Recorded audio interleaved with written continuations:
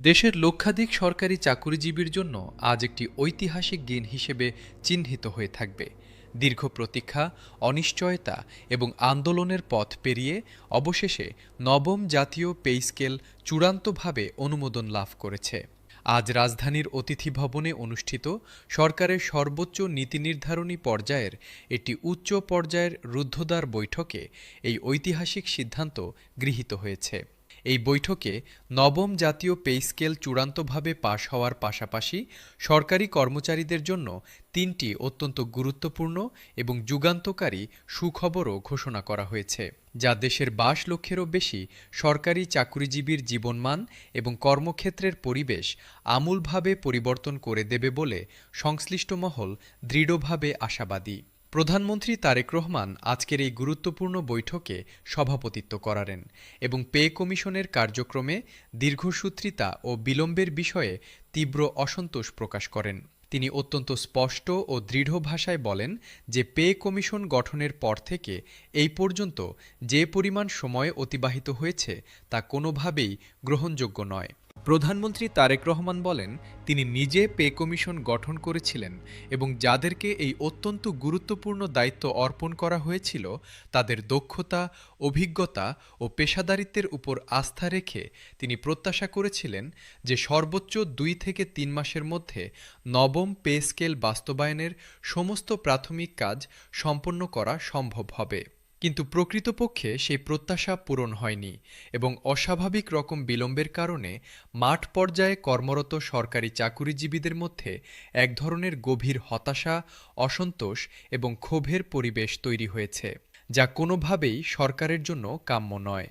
প্রধানমন্ত্রী তারেক রহমান আরও বলেন, অন্তর্বর্তীকালীন সরকারের প্রতি সরকারি কর্মচারীদের আস্থা ও আশাবাদ দিন দিন ক্ষীণ হয়ে আসছে এবং মাঠ পর্যায়ে কর্মচারীদের মনোবল ও কর্মোদ্যম উল্লেখযোগ্যভাবে হ্রাস পেয়েছে।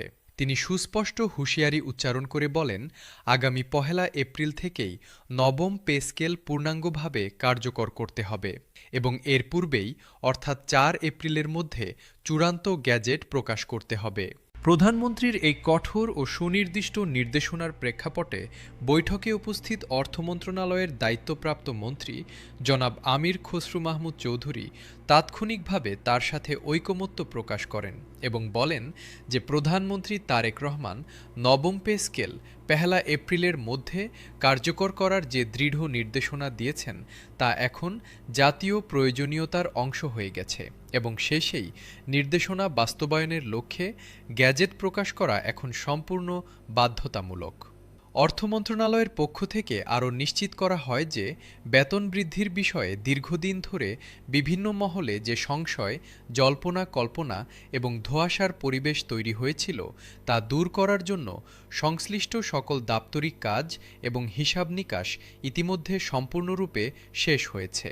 মন্ত্রী আমির খসরু মাহমুদ চৌধুরী জানান যে এই পরিস্থিতিতে আগামী ৯ এপ্রিলের মধ্যে গ্যাজেট প্রকাশ করা সরকারের পক্ষে সম্পূর্ণ সম্ভব এবং সেই লক্ষ্যে অর্থ মন্ত্রণালয়ের সমস্ত প্রস্তুতি সম্পন্ন রয়েছে। আজকের এই অত্যন্ত গুরুত্বপূর্ণ উচ্চ পর্যায়ের বৈঠকে প্রশাসনের বিভিন্ন মন্ত্রণালয়ের প্রায় ৭০ জন জ্যেষ্ঠ সচিব সরাসরি উপস্থিত ছিলেন। এই সংখ্যক সিনিয়র সচিবের একত্রে উপস্থিতি নিজেই প্রমাণ করে যে সরকার এই বিষয়টিকে কতটা গুরুত্বের সাথে বিবেচনা করছে। বৈঠকে উপস্থিত এই জ্যেষ্ঠ সচিবরা বেতন বৃদ্ধির বিষয়ে অত্যন্ত ইতিবাচক তথ্য ও সুনির্দিষ্ট মতামত প্রকাশ করেন। ৭০ জন সচিবের পক্ষ থেকে সম্মিলিতভাবে বলা হয় যে একটি জাতীয় বেতন স্কেল পরিবর্তন করার প্রক্রিয়াটি অত্যন্ত জটিল এবং বহুমাত্রিক বিষয় হলেও এই প্রক্রিয়া ২ থেকে ৩ মাসের বেশি সময় ধরে প্রলম্বিত করা কোনোভাবেই যুক্তিযুক্ত নয় এবং প্রশাসনিক দৃষ্টিভঙ্গি থেকেও তা গ্রহণযোগ্য নয়। জ্যেষ্ঠ সচিবরা আরও উল্লেখ করেন যে অন্তর্বর্তীকালীন সরকার গত বছরের জুলাই মাসে পে কমিশন আনুষ্ঠানিকভাবে গঠন করেছিল এবং সেই কমিশনকে কার্য পরিচালনার জন্য ৬ মাস পর্যন্ত সময় নির্ধারণ করা হয়েছিল। তবে সচিবরা মনে করেন যে সঠিক পরিকল্পনা ও দক্ষ ব্যবস্থাপনার মাধ্যমে সর্বোচ্চ ৩ মাসের মধ্যেই গ্যাজেট প্রকাশ করা সম্পূর্ণভাবে সম্ভব ছিল। এত দীর্ঘ সময় বিলম্বের কারণে পে কমিশনকে এখন যথাযথ জবাবদিহিতার আওতায় নিয়ে আসা অপরিহার্য হয়ে পড়েছে। সচিবরা বৈঠকে স্পষ্টভাবে তুলে ধরেন যে সরকারি কর্মচারীরা বর্তমান সময়ে যে মাত্রার বৈষম্য এবং অর্থনৈতিক চাপের মুখে পড়েছেন, বিশেষ করে ক্রমবর্ধমান মুদ্রাস্ফীতির কারণে তাদের জীবনযাত্রার ব্যয় যেভাবে বৃদ্ধি পেয়েছে, তার বিপরীতে বেতন না বাড়ায় তারা কার্যত একটি অসহনীয় আর্থিক সংকটের মধ্যে দিন কাটাচ্ছেন। তাই যত দ্রুত সম্ভব নবম পে স্কেল বাস্তবায়ন করে সরকারি কর্মচারীদের ন্যায্য বেতন নিশ্চিত করা এখন সরকারের নৈতিক দায়িত্ব।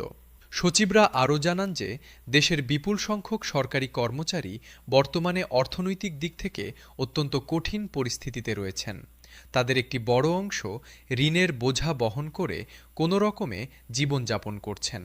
পরিবারের মৌলিক চাহিদা মেটাতে গিয়ে তারা বিভিন্ন আর্থিক প্রতিষ্ঠান থেকে ঋণ গ্রহণ করতে বাধ্য হচ্ছেন, যা তাদের মানসিক স্বাস্থ্য এবং কর্মদক্ষতার উপরেও নেতিবাচক প্রভাব ফেলছে।